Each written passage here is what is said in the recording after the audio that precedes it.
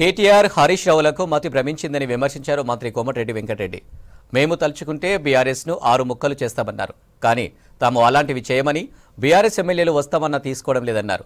నిరంకుశ ప్రభుత్వం వెళ్లిపోయింది, ప్రజాప్రభుత్వం వచ్చిందన్నారు మంత్రి Uttam Kumar Reddy. Telangana state electricity employees union INTUC 2024 diary ఆవిష్కరణ కార్యక్రమంలో పాల్గొన్నారు మంత్రులు. ఒక నెల 10 రోజులు అయిపోయింది గవర్నమెంట్ వచ్చి.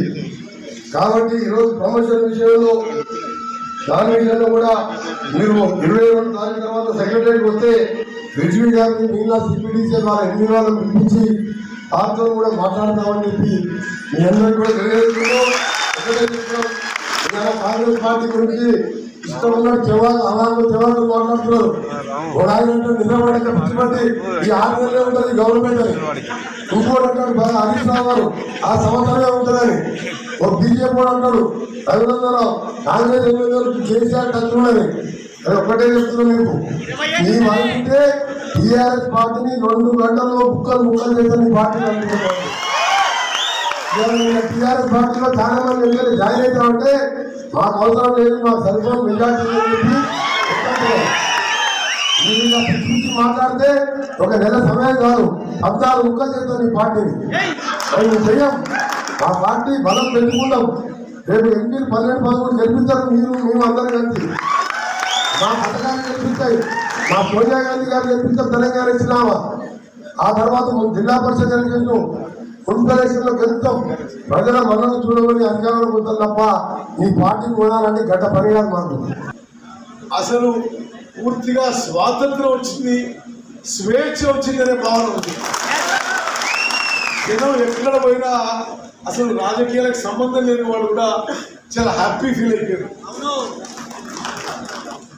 అహంకారంతో, కళ్ళు నెత్తికెక్కిన పోకడతో, అవినీతితో ఈ రాష్ట్రాన్ని 10 ఏళ్ళు పరిపాలించిన వాళ్ళని మరి టాటా గుడ్ బై అని చెప్పింది ఈ రాష్ట్ర ప్రజానీకం అంతా.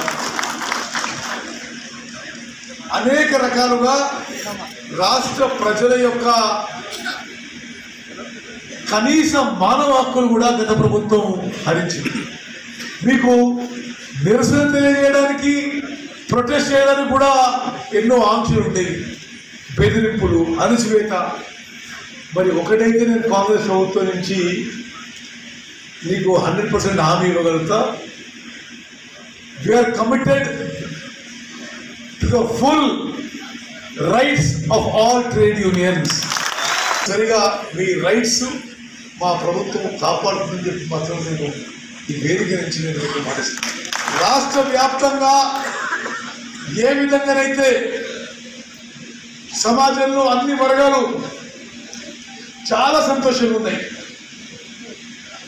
నేను చెప్తున్నది రాజకీయాలకి సంబంధం లేవు, ఎవరు ఎమ్మెల్యే, ఎవరు ఎంపీ, ఎవరు మంత్రి అని తెలుసుకోవడం కూడా ఏదో హ్యాపీనెస్.